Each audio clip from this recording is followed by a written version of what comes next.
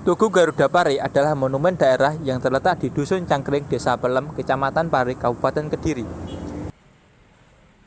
Monumen ini dibangun sebagai tanda rasa gembira dan partisipasi rakyat daerah Kabupaten Kediri terhadap pemerintah Orde Baru atas realisasi rencana pembangunan 5 tahun. Monumen ini diresmikan pada tanggal 24 Juni 1971 oleh Muhammad Nur selaku Kepala Daerah Provinsi Jawa Timur pada masa itu.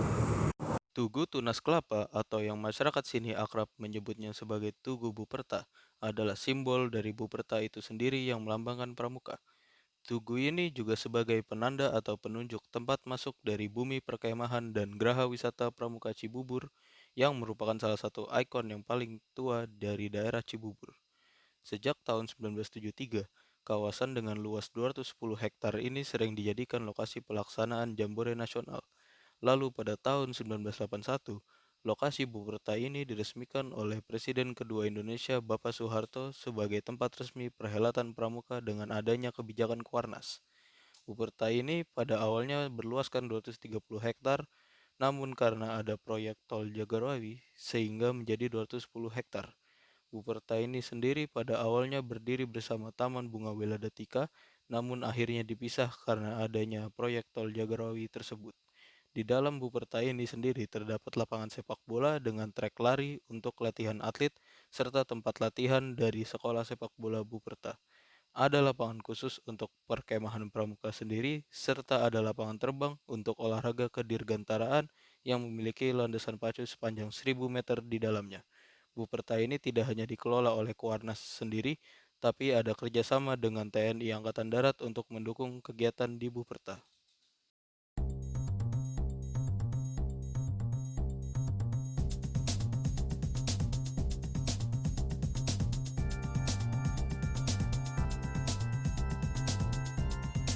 Monumen Pahlawan Trip.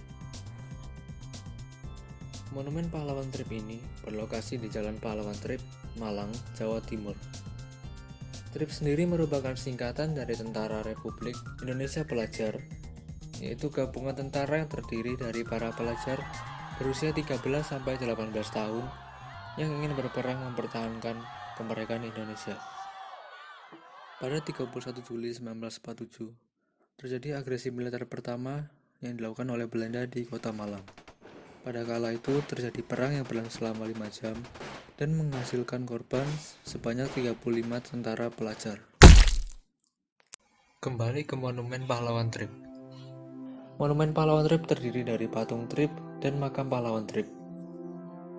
Patung Trip adalah patung dua pelajar yang sedang memopong senjata sebagai representasi para pahlawan yang berperang pada saat itu. Selain patung Trip, terdapat juga makam pahlawan Trip, yaitu sebuah makam massal untuk para 35 pahlawan yang gugur pada saat berperang melawan tentara Belanda. Di kawasan makam juga terdapat tembok yang terukir nama-nama dari para pejuang yang gugur, serta tembok yang terukirkan gambar dan tulisan yang menggambarkan perang yang terjadi pada saat itu untuk mengenang jasa para pahlawan Trip.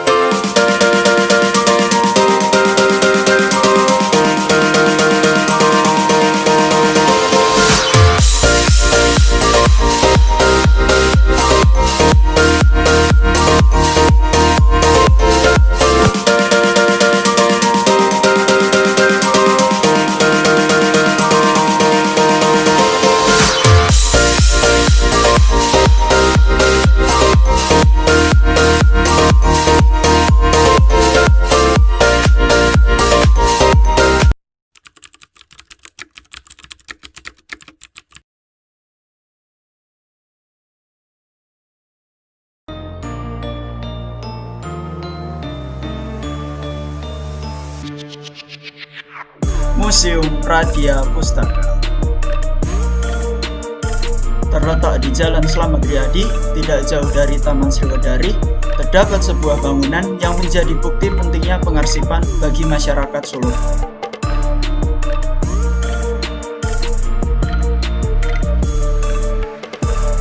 Terletak satu kompleks dengan kantor Dinas Kebudayaan dan Pariwisata, bangunan yang sekarang menjadi museum sebelumnya merupakan kediaman seorang warga negara Belanda yang bernama Johannes Busselaar.